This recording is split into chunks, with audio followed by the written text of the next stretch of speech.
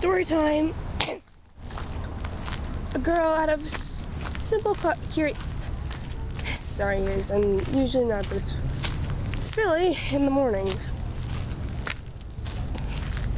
A girl, only 13 years of age, found a way into the worlds that she ever so loved and watched every single day. Sometimes they were on special channels, such as Cartoon Network or Nickelodeon. Other times, she found them on YouTube and found YouTubers, such as Markiplier or PewDiePie. She somehow found a way into this world and saw that everything was much, much different if you're actually there.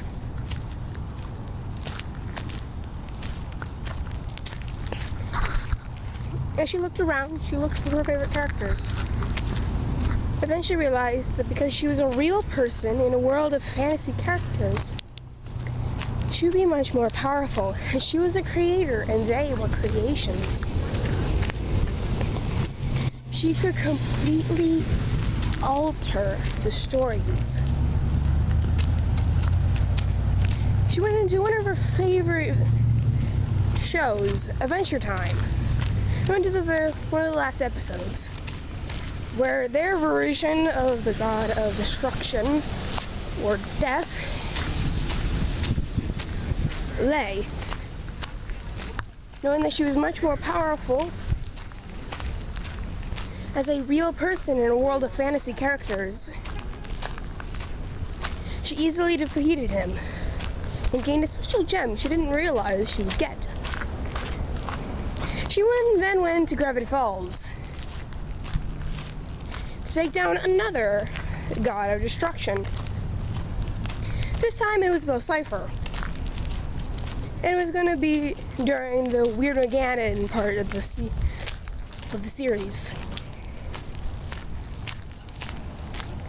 She saw her two favorite characters trying to take him down, but failing miserably.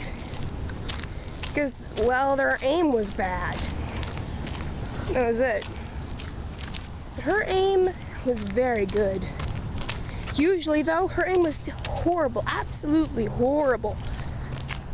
But this time she was spot on. As I've said. She was a real person in the world of fantasy characters. So, she sliced it in half and gained another gem. Basically stopped the Weird Meganon. She left, of course, to go check out some other gods. She wanted to take out Discord from the My Little Pony universe, but he technically wasn't a god. He was some kind of draconian, he was called. She was unsure. She knew someone that would be difficult would definitely be someone like Nightmare Moon or Celestia, as they've been there since the very beginning of the show. Even in later episodes, Nightmare Moon was sometimes thought again. The Halloween episode, it seemed to Luna that everyone was scared of her because of what she did long ago. And in the Dream episode, I believe in the 6th or 7th season, because she felt so awful for turning into Nightmare Moon, a giant creature that basically turned dreams into nightmares, awoke. She thought to defeat Nightmare Moon before the main six could. And of course, she had to make herself look like a pony, because unlike Adventure Time or Gravity Falls, the main characters were not human. Instead, they were ponies. And on her kitty mark, she was unable to change it. It showed both the gods that she had already taken down. Bill Cipher and the one from Adventure Time, both easily defeated.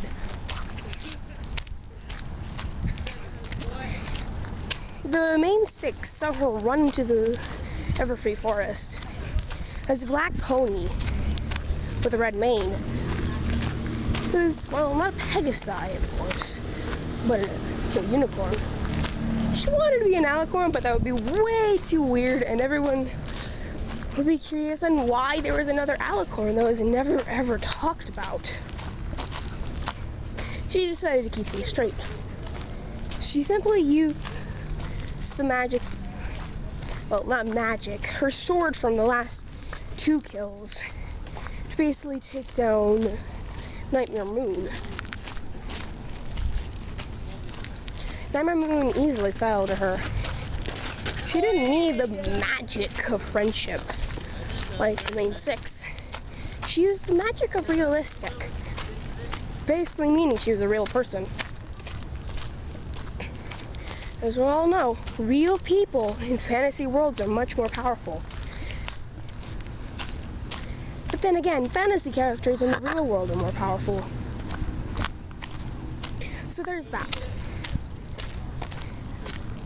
She was taken down easily. She gained the 3rd cutie mark that showed Nightmare Moon at her worst. She gained a 3rd crystal.